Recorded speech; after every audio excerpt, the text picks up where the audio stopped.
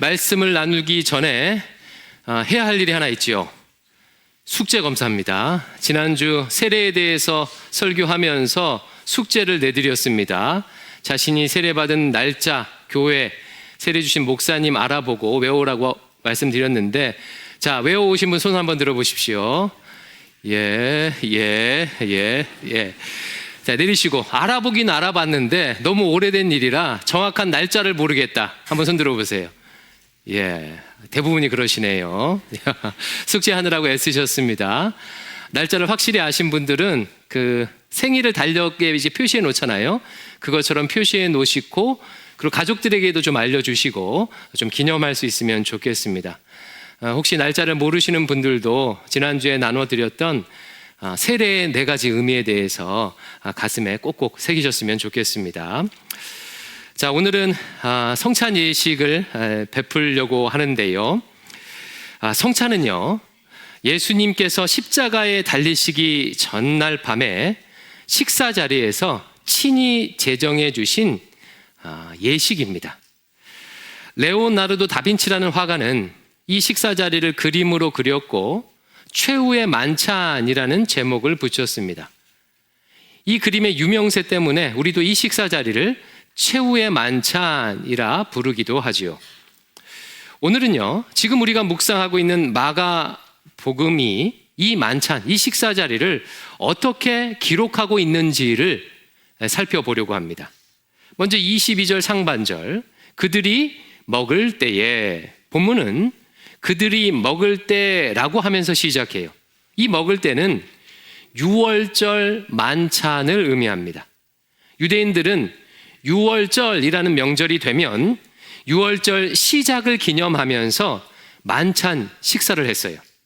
그러니까 예수님과 제자들이 먹었던, 예수님이 성찬식을 제정해 주셨던 그 식사 자리는 유월절을 기념하는 유월절 만찬 식사였습니다. 여러분, 유월절이 뭐죠? 유월절은요, 하나님께서 이스라엘을 애굽의 압제에서 구원해 주신 것을 기념하는 날, 출애굽을 기념하는 날이 유월절입니다. 우리로 따지면 일제의 압제에서 해방된 광복절과 비슷하다고 할 수 있겠지요. 그러니까 예수님께서는요, 애굽에서의 해방을 기념하는 유월절 만찬 식사를 자신의 죽음과 연결해서 새롭게 의미 부여해 주신 거예요. 이것이 성찬입니다. 22절 같이 한번 읽어볼까요? 22절 시작. 그들이 먹을 때에 예수께서 떡을 가지사 축복하시고 떼어 제자들에게 주시며 이르시되 받으라, 이것은 내 몸이니라 하시고, 유월절 만찬 식사에서 예수님은 먼저 떡을 가지사 축복하시고 떼어서 제자들에게 주셨습니다. 여러분, 우리가 성찬식 할 때 떡부터 나눌까요? 잠부터 나눌까요? 떡부터 나누어요. 그러면 질문입니다. 잠부터 나누면 안 되나요? 왜 꼭 떡부터 나누어야 하죠? 본래 유대 전통에서는요, 유월절 만찬할 때 잔을 먼저 나누고 그 다음에 떡을 베풀었어요. 이때 떡은 신명기 16장 3절에 나오는 고난의 떡을 의미했습니다. 이스라엘 백성들이 출애굽할 때 먹었던 무교병, 급히 나오느라고 누룩 없이 구웠던 무교병을 기념하여 떡을 나누었습니다. 그러니까 본래 유월절 전통은 선잔 후떡의 순서예요. 근데 주님은 이 순서를 바꾸어서 떡을 먼저 나누고 그 다음에 잔을 나누도록 성찬을 지정해 주셨습니다. 초대교회는 이 주님의 명령에 따라서 떡과 잔 순서로 성찬을 베풀었고 오늘까지 그 전통이 이어지고 있는 것이지요. 왜 그렇게 하셨을까요? 교회는 이렇게 해석했습니다. 이 땅에 육신의 몸을 입고 오신 성육신을 먼저 기념하도록 한 것으로 해석했어요. 우리 예수님은 천지를 창조하신 하나님이십니다. 그러나 우리를 위해 친히 인간의 몸을 입고 육체로 이 땅에 오셨어요. 그리고 그 몸을 가지고 후에 십자가에 달리셔서 피를 흘리셨죠. 바로 이 순서에 따라서 떡과 잔을 기념하도록 하셨다는 거예요. 그러므로 우리는 주님의 몸을 기념하는 떡을 받을 때 무엇을 떠올리며 무엇을 상기하면 되겠습니까? 나를 구원하기 위해 인간의 몸을 입고 오신, 말도 안 되게 낮아지신, 사람이 되신 성육신의 은혜를 기억하면 되는 것입니다. 우리가 받을 떡에는 이런 의미가 담겨 있습니다. 23절, 24절 있습니다. 시작. 또 잔을 가지사 감사기도 하시고 그들에게 주시니 다 이를 마시매 이르시되 이것은 많은 사람을 위하여 흘리는 나의 피 곧 언약의 피니라. 떡을 나누신 주님은 다음으로 잔을 나누시면서 이렇게 말씀하십니다. 이 잔은 많은 사람을 위해 흘리는 나의 피 곧 언약의 피다. 이 포도주가 자신의 피를 상징하며 이것이 바로 언약의 피라는 거예요. 여기서 언약의 피라는 단어에 주목할 필요가 있습니다. 이 단어의 의미를 알아야 성찬의 의미를 안다고 할 수가 있습니다. 이미 작년 봄에 성찬식 할 때 제가 이 언약의 피가 무엇을 의미하는지 말씀을 드렸는데요. 매우 중요하니까 한 번 더 짧게 말씀드릴게요. 언약의 피라는 단어는 구약 성경 출애굽기 24장에 기원합니다. 출애굽한 이스라엘 백성들은 시내 산이라는 곳에서 하나님과 언약을 체결합니다. 언약의 내용은 이래요. 하나님은 이스라엘의 하나님이 되시고 이스라엘은 하나님의 백성 되는 것. 여러분, 보통 우리가 계약을 체결할 때, 계약서를 쓸 때 어떻게 하지요? 인감 도장을 찍든지 친필로 사인을 하든지, 그것도 없으면 지장을 찍잖아요. 그러면 하나님과 이스라엘과 계약을 맺을 때는 어떻게 했을까요? 피를 사용했다는 거예요. 피를요. 모세가 소 한 마리를 잡았습니다. 그리고 소의 피를 양푼에 담아서 반은 제단에다가 먼저 뿌리는 거예요. 그러니까 하나님께 뿌린다는 의미죠. 그리고 반은 백성들에게 뿌렸습니다. 동물의 피를 통해서 계약을 체결한 거예요. 바로 이 피가 언약의 피입니다. 이스라엘이 하나님의 백성 되었음을 약속하는 피예요. 예수님은 자신의 피가 이런 역할을 한다고 말하는 것입니다.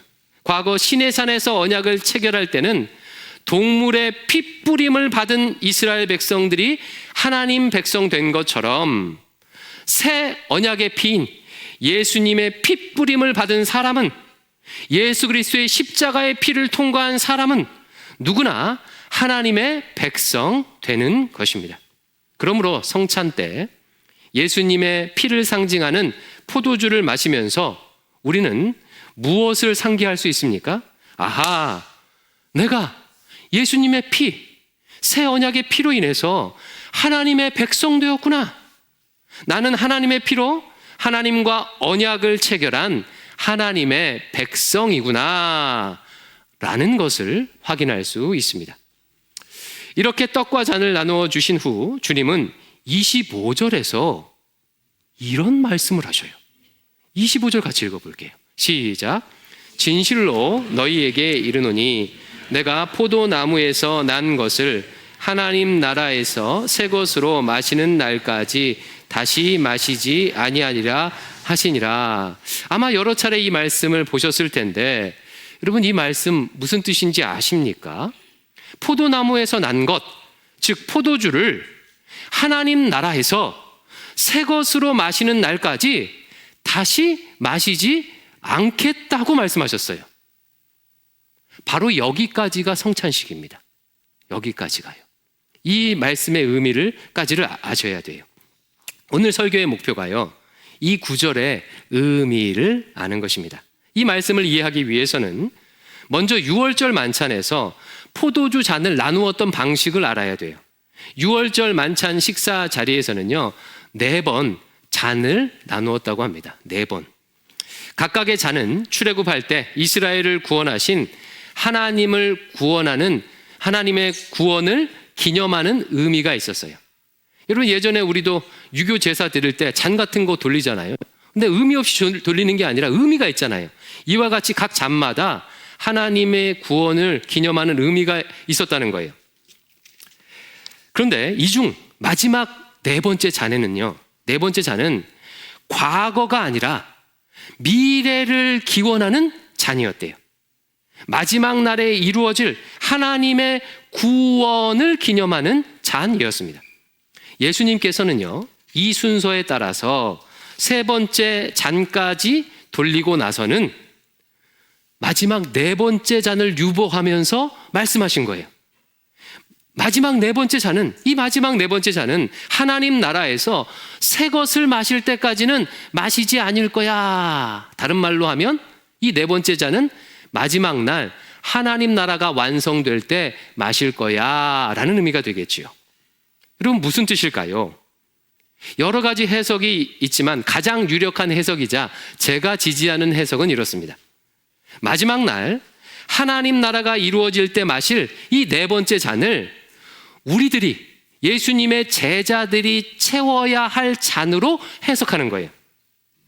예수님은 자신의 언약의 피를 통해 우리가 하나님 나라 백성 되게 해 주셨습니다.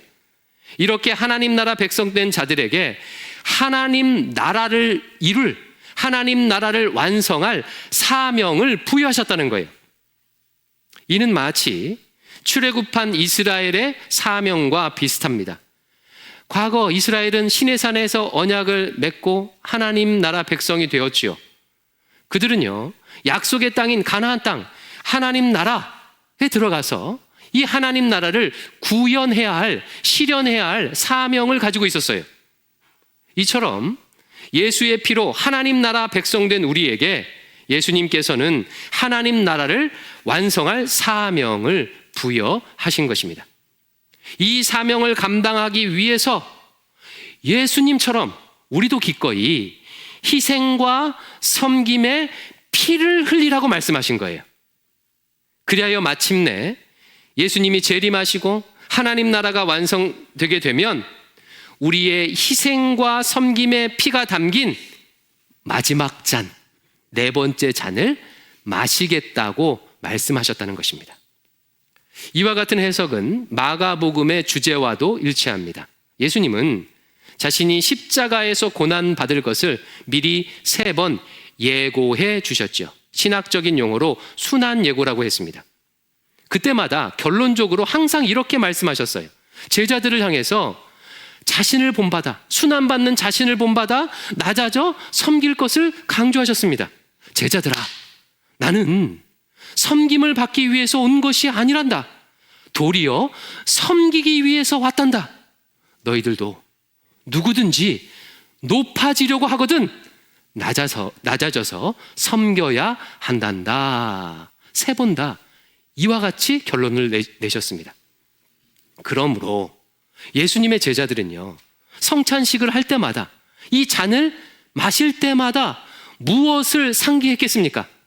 예수님의 살과 피 덕분에 내가 하나님 나라 백성 되었구나 라는 것을 상기할 뿐만 아니라 하나님 나라 완성을 위하여 나도 주님처럼 희생과 섬김의 피를 흘려야겠구나 라고 작정하였을 것입니다. 오늘 강조하고 싶은 성찬의 의미가 바로 이 부분이에요. 나를 위해 피 흘리신 예수님처럼 나도 낮아져서 희생하며 섬길 것을 작정할 수 있기를 바랍니다. 과거부터요, 그리스도인들은 참 이상한 사람들이었어요. 보통 인간은 편안함과 안락함을 추구하지 않습니까? 뛰면 걷고 싶고, 걸으면 앉고 싶고, 앉으면 눕고 싶고, 누우면 자고 싶은 것이 인간의 본성이에요.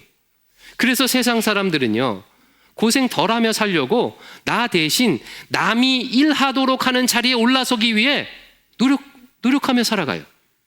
세상은 희생하지 않아도 되고 섬기지 않아도 되는 자리에 올라간 사람들, 지시하고 명령하는 자리에 올라간 사람들을 성공했다고 말합니다. 그런데 그리스도인들은 참 이상했어요. 그들은 일부러 낮은 자리를 찾아갑니다. 희생과 섬김의 자리에 찾아가요. 차별받는 여성들을 찾아가서 그녀들을 위해서 이름을 지어주고 교육받을 수 있도록 학교를 세웠어요. 사회에서 손가락질 받던 백정들, 세상이 버린 한센병 환자들을 찾아가서 그들과 함께하며 친구가 되었습니다. 돈이 없어서 치료받지 못하는 사람들을 위해 무료 진료소를 만들고 온갖 차별을 당하는 외국인 근로자들의 보호자가 되기를 자처했습니다. 탈북하여서 언제 잡혀갈지 모르는 탈북민들을 목숨 걸고 탈출시키고 나와 전혀 상관없는 타국에 가서 복음을 전하기 위해 기꺼이 자신의 젊음을 희생하였습니다. 멀리 갈 것도 없지요. 대광교회 안에서도 마찬가지입니다. 우리 교회 안에도요, 이상한 분들이 참 많아요. 누가 월급 주는 것도 아닌데 자신의 몸과 시간과 재정을 들여서 교회를, 성도들을, 이웃들을 섬깁니다. 지역장, 순장, 교사, 식당 봉사, 전도대, 기도대, 찬양대, 예배팀, 안내, 방송, 꽃꽂이, 주차 봉사, 짜장 봉사, 재정관리, 아카데미 봉사 등등등. 혹시 빼먹을 게 있다면 이해해 주시길 바랍니다. 일부 예배 드리고 나서 2개를 빼먹었다고 누가 얘기해 주시더라고요. 추가했습니다. 이와 같은 방식으로 섬겨요. 뿐만 아니라 누군가 교우들이 어려움을 당하면 찾아가 위로하고 돌봅니다. 매주 금요일 밤이면요, 전쟁으로 고통하는 사람들을 위해서, 기후위기 극복을 위해서, 복음 전파를 위해서, 선교지들을 위해서 기도하는 분들이 매주 금요 기도회 때마다 무려 150명 이상이 있습니다. 여러분, 참 신기하죠? 그리스도인들은 세상의 방식, 세상의 문법을 역행하며 살아가요. 왜 그렇습니까? 왜 그럴까요? 그들 안에는 십자가에서 생명을 내어주신 예수님의 사랑이 가득하기 때문이에요. 그 사랑이 그들 안에서 흘러 넘쳐서 이웃들의 빈 잔을 채우기 때문에 그렇습니다. 그리스도인들은 마지막 날에 예수님과 함께 마실 이 4번째 잔을 자신의 섬김, 희생의 피로 채우길 소망하기 때문이에요. 이제 떡과 잔을 받습니다. 사랑하는 성도 여러분, 예수님의 언약의 피로 우리가 하나님 나라 백성 되었음을 상기하십시오. 사랑하는 성도 여러분, 우리는 하나님 나라 백성입니다. 하나님의 자녀입니다. 또한 주께서 내게 그러신 것처럼 나도 누군가의 생명을 살리기 위하여, 누군가의 생명과 자유를 위하여 희생과 섬김의 피를 흘릴 것을 작정하시기 바랍니다. 떡과 잔을 받으며 높은 곳이 아니라 낮은 자리로 갈 것을 다짐할 수 있기를 축원합니다. 아멘. 기도하겠습니다.